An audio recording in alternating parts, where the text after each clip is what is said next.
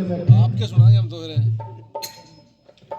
और मेरा निवेदन ये है कि बहुत सारे लोगों को आनंद भी आ रहा था आचार्य जी के प्रवचन में। आनंद उन्हें आ रहा था जिनका स्वाध्याय था ज्यादा, और जिनका स्वाध्याय नहीं था उन्हें नींद आ रही थी। बाहर की दुनिया देख चुके अब अंदर की दुनिया देखेंगे।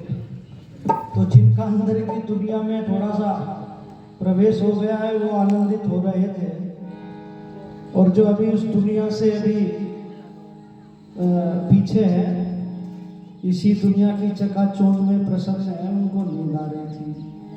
तो मैं निवेदन करता हूँ सभी अपनी आलस और सुस्ती को छोड़ करके ओम का एक बार उच्चारण करेंगे। ये वाणी भगवान ने ओम का ही जप करने के लिए दी है।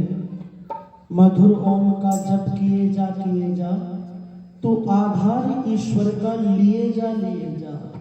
सरस संयमी स्वस्थ स्वाधीन बनकर तू 100 वर्ष जग में जिए जा। धरा धाम धन ना कुछ ना जाएंगे संग में, तू धर्म धन संग में लिए जा। और प्रकाश आर्य चढ़ के कभी फिर ना उतरे, वही ओम प्याला पिए जा तो आधार ईश्वर का लिए जा। तो मैं पूरे जो है उत्साह के साथ में थोड़ी सी चर्चा आपसे साझा करूंगा, क्योंकि ये कार्यक्रम अब समापन की ओर बढ़ रहा है। एक सभा शेष रह जाएगी, तो मैं आपको थोड़ा सा जो है अपने से जोड़ने का प्रयास करूंगा। जो चर्चा पूज्य आचार्य जी ने रखी है उस चर्चा को थोड़ा सा छूते हुए आगे बढ़ने का प्रयास करूंगा। आओ एक बार ओम का उच्चारण सभी आनंद के साथ में और सजगता के साथ में मेरे साथ करेंगे।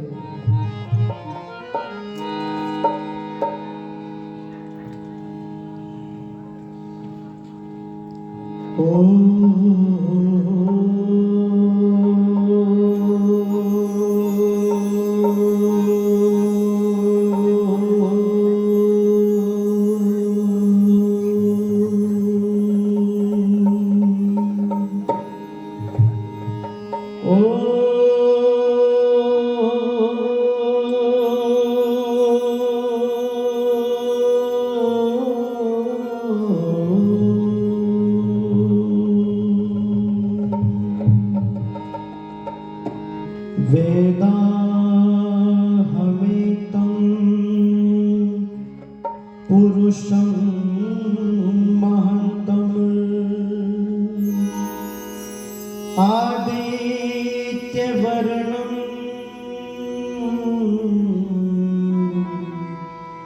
तमसः परस्ता तमेव विदित्वा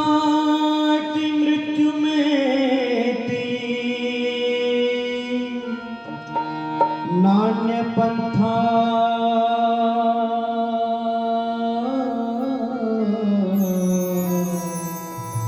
विद्यते अनाय।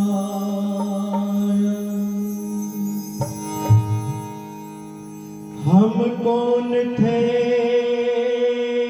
क्या हो गए और क्या होंगे अभी। आओ विचारे बैठ कर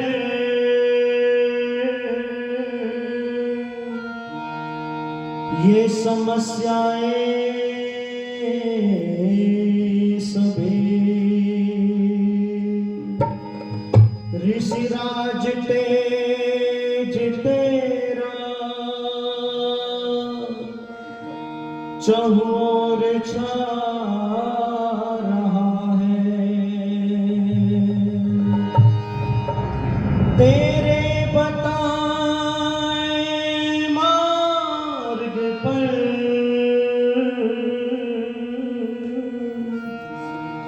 ये संसार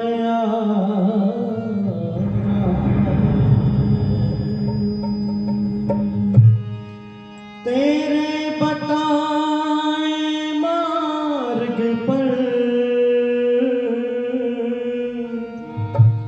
ये संसार आ रहा है। और यो उठो, आज यो उठो,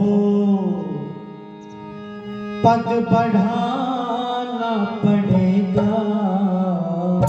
आज यो उठो, पग बढ़ाना पड़ेगा। जो किसी ने कहा है वो कर दिखाना पड़ेगा। आज यो उठो, पग बढ़ाना पड़ेगा। जो ऋषि ने कहा है वो कर दिखाना पड़ेगा। आज यो उठो, पग बढ़ाना पड़ेगा। जो ऋषि ने कहा है वो कर दिखाना पड़ेगा। आज यो उठो, अविद्या रूपी भरम जाल में भारत फंसा पड़ा है। अंधकार में भटक रहा हर छोटा और बड़ा है। अंधकार में भटक रहा हर छोटा और बड़ा है। वेदों की ज्योति लेकर के निकलो, सारा भटकतों को दे करके निकलो। जगा दो उन्हें जो बड़े सो रहे हैं। कर्महीन तकदीर पर रो रहे हैं। कर्महीन तकदीर पर रो रहे हैं। भाग विधाता हो तुम कह दो, भाग तुम्हारे हाथ में। आज यो उठो, पग बढ़ाना पड़ेगा। जो ऋषि ने कहा है वो कर दिखाना पड़ेगा। आज यो उठो, फैशन के आंधी में युवती युवक उड़े सब जाते हैं। शर्म हया का बोझ रहाना गीत इश्क के गाते हैं। शर्म हया का बोझ रहाना गीत इश्क के गाते हैं। सिनेमा घरों में रही लुट जवानी, मिटी जा रही है वो सभ्यता पुरानी। बचाओ उन्हें और कानून बदलो, संसद के सारे मजमून बदलो। दशा जा रही है बिगड़ती वतन की, पराकाष्ठा हो गई है पतन की। नक्शा नक्शा आप बदल सकते हो चाहो तो एक रात में। आज यो उठो, पग बढ़ाना पड़ेगा। जो ऋषि ने कहा है वो कर दिखाना पड़ेगा। आज यो उठो, धर्म कर्म के रही न सीमा, लोग फंसे हैं स्वार्थ में। अंडे मांस शराब की बिक्री इस ऋषियों के भारत में। अंडे मांस शराब की बिक्री इस ऋषियों के भारत में। कौवे बेचारी रुदन कर रही है, लाखों की संख्या में नित मर रही है। बचाओ उन्हें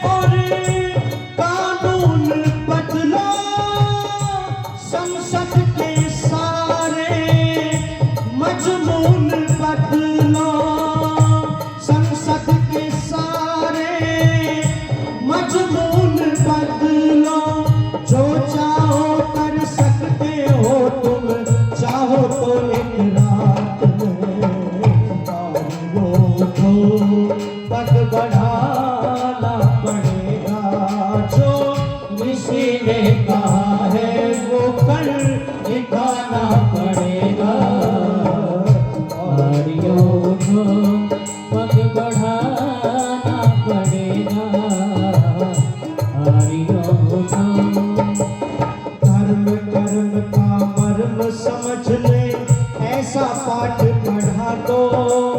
चरित्र और आचार का पालन जन जन को सिखला दो। चरित्र और आचार का पालन जन जन को सिखला दो। हिम्मत न हारो, करके दिखा दो। जज्बात जाति के सोए जगा दो। जज्बात जाति के सोए जगा दो। वीरेंद्र के चाहे जो गीत कर कर फड़क जाए मुर्दे। ब्रिज को सुनकर भड़क जाए मुर्दे। ब्रिज को सुनकर कमजोरी कमजोरी ना रहे दिल में, और लहर खड़ी हो बात में।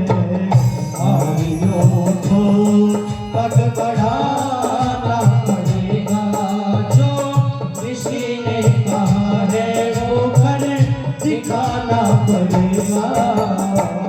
आइयों को पग बढ़ाना पड़ेगा, जो ऋषि ने कहा है वो कर दिखाना पड़ेगा। आइयों पग बढ़ाना पड़ेगा, पग बढ़ाना पड़ेगा, पग बढ़ाना पड़ेगा। वो कर दिखाना पड़ेगा।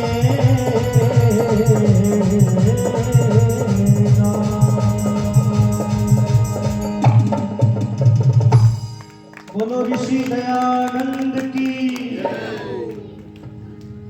आर्य समाज के इस व्याख्यान वेदी पर उपस्थित आर्य जगत के बहुत उच्च कोटि के विद्वान, अभी हमने जिनका बहुत सुंदर उद्बोधन सुना, पूज्य आचार्य धीरज शास्त्री जी, उनके समीप में बैठे हुए हैं आदरणीय श्री यशवीर आर्य जी, आदरणीय हमारे सूबेदार आर्य जी, और हिसार से आए हुए बहुत अच्छे विद्वान पूज्य आचार्य श्री राम स्वरूप शास्त्री जी, हमारे मध्य में